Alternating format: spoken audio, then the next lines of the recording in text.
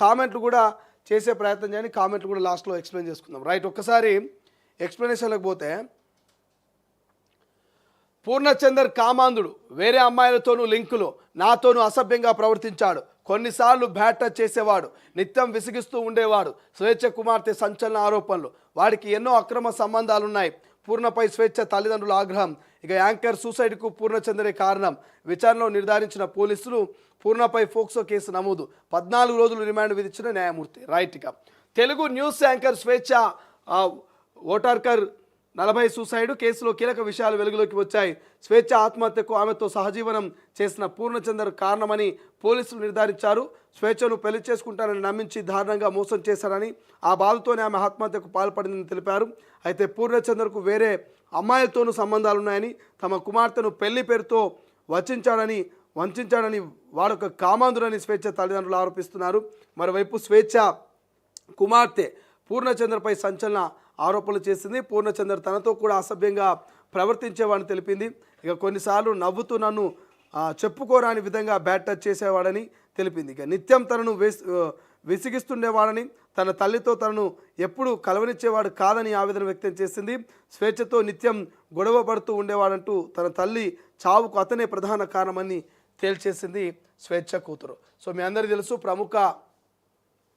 తెలుసు ప్రముఖ TV anchor స్వేచ్ఛ చాలామందికి పరిచయస్తురాలు, చాలామందితో మరి అనేక ఛానల్లో కలిసి పనిచేసింది. చాలామంది ఆమెతో కలిసి పనిచేసిన జ్ఞాపకాలని సోషల్ మీడియా వేదికగా పంచుకుంటున్నారు.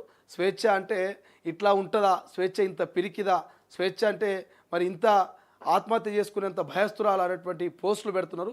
స్వేచ్ఛ గతంలో నువ్వు రాసినటువంటి కవితలు కావచ్చు, నువ్వు రాసినటువంటి ఆ రచనలు ఏవైతుంటాయో వాటితో మేము చాలా ఇన్స్పైర్ అయినాం, నీ రచనలు చూసి మేమంతా కూడా చాలా మోటివేట్ అయినాం.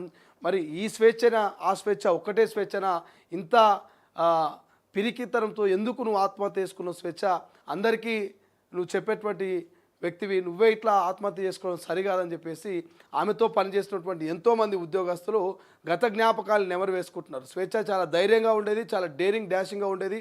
ఆమె అడిగే ప్రశ్నలు కావచ్చు, ఆమె చేసే ఇంటర్వ్యూస్ కావచ్చు, ఆమె నడిపించే ప్రోగ్రామ్స్ కావచ్చు, ప్రతి ఒక్కటి కూడా చాలా హానెస్ట్గా ఉండేయని చెప్పేసి స్వేచ్ఛ గురించి చాలామంది చెప్తున్నటువంటి పరిస్థితి. బట్ స్వేచ్ఛ కుమార్తె ఏం చెప్తుంది ఇక్కడ, పూర్ణచంద్ర అనేటువంటి వ్యక్తి మా అమ్మను నిత్యం వేధించేవాడు, మా అమ్మతో గొడవ పడేవాడు. సో మా ఇంటికి వచ్చినప్పుడు కూడా నాతో బ్యాట్ టచ్ చేసేవాడు, చెప్పుకోరని చోట టచ్ చేసేవాడు, ఇక మా మమ్మీని కలవనిచ్చేవాడు కాదని స్వేచ్ఛ కూతురు చెప్తున్నది.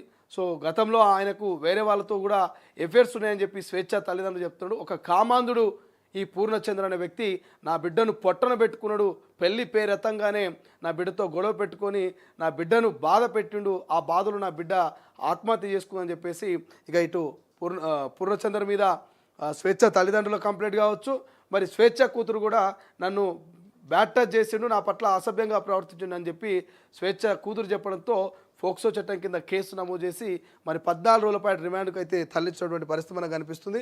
ఇక్కడ చూస్తూ ఉన్నాం కదా, న్యాయస్థానం ముందు హాజరుపరిచి 14 రోజులు న్యాయమూర్తి రిమాండ్ విధించినట్టుగా తెలుస్తోంది. ఈయన సంతోష్ కుమార్ తెలుసు కదా, గ్రీన్ ఛాలెంజ్ జోగినపల్లి సంతోష్ కుమార్ అనుకుంటా, ఐ థింక్ ఆయన పేరే అనుకుంటా, జోగినపల్లి సంతోష్ కుమార్ అనుకుంటా.